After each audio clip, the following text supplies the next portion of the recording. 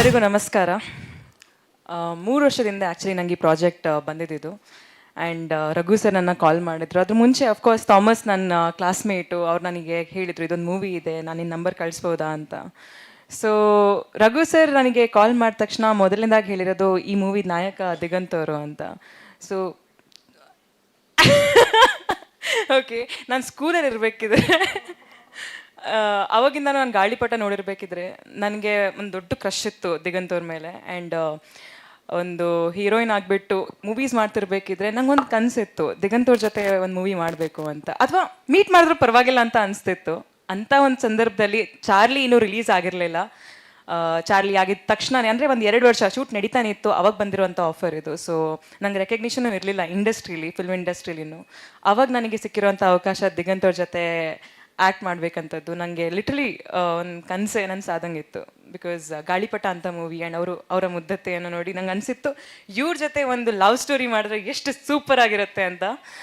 ಆದರೆ ಕತೆ ಕೇಳಿದ್ಮೇಲೆ ಗೊತ್ತಾಯಿತು ಆ ಲವರ್ ಬಾಯ್ ಜೊತೆ ಅಂತ ಆ್ಯಕ್ಟ್ ಮಾಡೋಕ್ಕೆ ಚಾನ್ಸ್ ಸಿಗಲ್ಲ, ಬಟ್ ಒಂದು ರಗಡ್ ದಿಗಂತ್ ಅವ್ರ ಜೊತೆ ಆ್ಯಕ್ಟ್ ಮಾಡೋಕ್ಕೆ ಚಾನ್ಸ್ ಸಿಗುತ್ತೆ ಅಂತ. ಸೊ ಬಟ್ ಸ್ಟಿಲ್ ದಿಗಂತ್ ಅವ್ರೆ ಅಲ್ವಾ ಅಂತ ಅನಿಸಿ ತುಂಬ ಖುಷಿಯಾಗಿ ಮೂವಿ ಕಂಪ್ಲೀಟ್ ಆಯಿತು. ಅದ್ರ ಜೊತೆಗೆ ಒಂದು ಸಾಂಗ್ ಪ್ಲೇ ಆಯಿತು, ಸಿಹಿ ಜೇನಮಳೆ ಅಂತ. Superb song actually. ಮ್ಯೂಸಿಕ್ ಸೂಪರಾಗಿ ಬಂದಿದೆ. ಅಂದರೆ ಲಿಟ್ರಲಿ ಎಲ್ಲರೂ ಕೂಡ ಎಂಜಾಯ್ ಮಾಡಿದ್ದಾರೆ. ವೀರ್ ಸಮರ್ಥ್ ಅವ್ರು ತುಂಬ ಚೆನ್ನಾಗಿ ಮಾಡಿದ್ದಾರೆ. ಆ್ಯಂಡ್ ಅನುರಾಧ ಅವ್ರು ಕೂಡ ತುಂಬ ಚೆನ್ನಾಗಿ ಹಾಡಿದ್ದಾರೆ ಹಾಡನ್ನ. ಅದಕ್ಕೆ ಕೂಡ ನಾನು ಡ್ಯಾನ್ಸ್ ಕೂಡ ಮಾಡಿದ್ದೀನಿ. ದಿಗಂತ್ ಅವ್ರು ಕೂಡ ಡ್ಯಾನ್ಸ್ ಮಾಡ್ತೀನಿ ಅಂತ ಹೇಳಿದ್ದಾರೆ.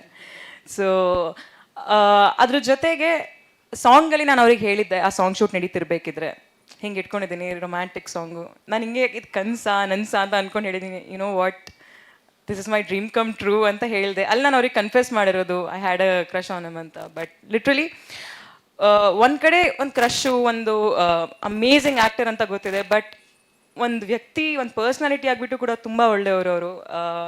ವರ್ಕ್ ಮಾಡ್ತಿರ್ಬೇಕಿದ್ರೆ ಅವ್ರು ಕೋ ಆರ್ಟಿಸ್ಟಿಗೆ ಕೊಡೋ ಅಂಥ ಇಂಪಾರ್ಟೆನ್ಸ್ ಆ್ಯಂಡ್ ಕಂಫರ್ಟ್ ಇದೆಯಲ್ವಾ, ತುಂಬ ಮುಖ್ಯ.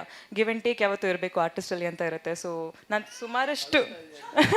ಸುಮಾರಷ್ಟು ಕಲ್ತಿದ್ದೀನಿ ಅವ್ರ ಹತ್ರ. So yes, and please so ಅದ್ರ ಜೊತೆಗೆ ನನಗೆ ಸ್ಟೋರಿ ತುಂಬ ಅಂದರೆ ತುಂಬ ಇಷ್ಟ ಆಗಿತ್ತು.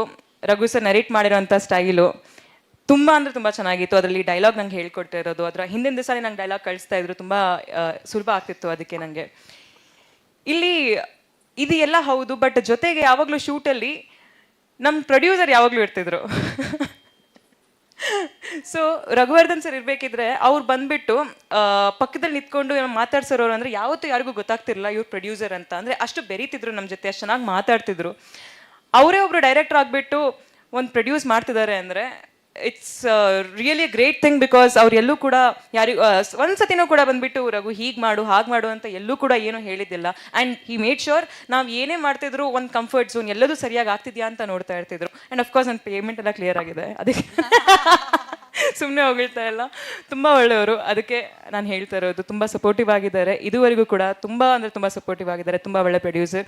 ನಿಮ್ಮಂಥ ಪ್ರೊಡ್ಯೂಸರ್ ಇದ್ದರೆ ಇನ್ನೂ ಸುಮಾರಷ್ಟು ಒಳ್ಳೆ ಮೂವೀಸ್ ಕನ್ನಡ ಇಂಡಸ್ಟ್ರಿಲಿ ಬರ್ತಾ ಇರುತ್ತೆ. ಇನ್ನೂ ಒಳ್ಳೆ ಮೂವೀಸ್ ಮಾಡಿ ಸರ್ ಅಂತ ಕೇಳ್ಪಡ್ತೀನಿ. ಅದ್ರ ಜೊತೆಗೆ ನನ್ನ ಜೊತೆ ಅಮೇಝಿಂಗ್, ಆ್ಯಕ್ಚುಲಿ ಏನು ಗೊತ್ತಾ, ಒಂದು ಹೀರೋಯಿನ್ ಆದರೆ ಬರೀ ಹೀರೋ ಜೊತೆ ಆ್ಯಕ್ಟ್ ಮಾಡೋಕ್ಕೆ ಅವಕಾಶ ಸಿಗುತ್ತೆ. ಬಟ್ ನನಗೆ ಸೂಪರ್ ಆಗಿರೋ ಕಲಾವಿದ್ರ ಜೊತೆ ಆ್ಯಕ್ಟ್ ಮಾಡೋ ಅಂಥ ಚಾನ್ಸ್ ಸಿಕ್ತು. ಅದ್ರಲ್ಲಿ ಸಂಪತ್ ಅವರು, ಯಶ್ ಶೆಟ್ಟಿ ಅವರು, ಕಾಕ್ರೋಚ್ ಸುದ್ದಿ ಅವರು. ನಂಗೆ ಲಿಟ್ರಲಿ ಅಂದರೆ ಓಕೆ ಆ್ಯಕ್ಟರ್ ಜೊತೆ ಪರ್ಫಾರ್ಮೆನ್ಸ್ ಸಿಗುತ್ತೆ, ಬಟ್ ಈ ಸೂಪರ್ ಆ್ಯಕ್ಟರ್ಸ್ ಇರ್ತಾರಲ್ವ, ಯಾರ ಜೊತೆ ಪ್ರತಿ ಸತಿ ಒಂದು ಸೀನ್ ಮಾಡ್ತಿರ್ಬೇಕಿದ್ರೆ ಏನಾದರೂ ಒಂದು ಕಲಿಯೋಕ್ಕೆ ಸಿಗುತ್ತೆ, ಅದು ತುಂಬ ರೇರು. ಅದು ನನಗೆ ಇವ್ರ ಜೊತೆ ಸಿಕ್ತು. Raghu sir, thank you so much ನನಗೆ ಈ ಒಂದು ಅವಕಾಶ ಕೊಟ್ಟಿದ್ದಕ್ಕೆ, ಇಂಥ ಅಮೇಝಿಂಗ್ ಆ್ಯಕ್ಟರ್ಸ್ ಜೊತೆ ನಂಗೆ ಆ್ಯಕ್ಟ್ ಮಾಡೋಕ್ಕೆ ಚಾನ್ಸ್ ಕೊಟ್ಟಿದ್ದಕ್ಕೆ thank you so much. And last but not the least, ನಮ್ಮ ಡಿಸ್ಟ್ರಿಬ್ಯೂಟರಿಗೆ ನಾನು ಥ್ಯಾಂಕ್ಸ್ ಮಾಡೋಕ್ಕೆ ಇಷ್ಟಪಡ್ತೀನಿ. ಥ್ಯಾಂಕ್ ಯು ಸೋ ಮಚ್ ನಮ್ಮ ಈ ಮೂವಿನ ಜನರಿಗೆ ತಲುಪಿಸೋಕ್ಕೆ ಒಂದು ಮಾಧ್ಯಮ ಮಾಡಿಕೊಟ್ಟಿದ್ದಕ್ಕೆ. ಆ್ಯಂಡ್ ಇಲ್ಲಿ ಬಂದಿರುವಂಥ ಎಲ್ಲ ಮೀಡಿಯಾದವರಿಗೆ ನನ್ನ ಮೊದಲನೇ ಮೂವಿಯಿಂದ ಇಲ್ಲಿಯವರೆಗೂ ಅದು ಯಾವ ಥರನೂ ಸುದ್ದಿ ಆಗಿರಲಿ, ಅಂದರೆ ಅದು ಹಿಟ್ ಆಗಿರಲಿ ಫ್ಲಾಪ್ ಆಗಿರಲಿ ಏನೇ ಆದರೂ ಕೂಡ ನೀವು ಎಂದೆಂದಿಗೂ ಸಪೋರ್ಟ್ ಮಾಡ್ತಾನೆ ಬಂದಿದ್ದೀರಾ. ಆ್ಯಂಡ್ ಇವತ್ತು ಕೂಡ ಇಲ್ಲಿ ಸೇರಿರೋದು ನೋಡಿ ಗೊತ್ತಾಗ್ತಾ ಇದೆ ನೀವು ಎಷ್ಟು ಒಂದು ಒಳ್ಳೆ ಮೂವಿನ ಜನರಿಗೆ ತಲುಪಿಸ್ಬೇಕು ಅಂತ ಎಷ್ಟು ಕಷ್ಟಪಡ್ತೀರಾ ಅಂತ. Thank you so much. ಇದೇ ಥರ ನಿಮ್ಮ ಸಪೋರ್ಟ್ ನಮ್ಮ ಜೊತೆ ಇದ್ದರೆ ಖಂಡಿತವಾಗ್ಲೂ ಕನ್ನಡ ಇಂಡಸ್ಟ್ರಿ ತುಂಬ ಮುಂದೆ ಹೋಗುತ್ತೆ. ಹೀಗೆ ಸಪೋರ್ಟ್ ಮಾಡ್ತಾನೆ ಇರಿ. Thank you so much.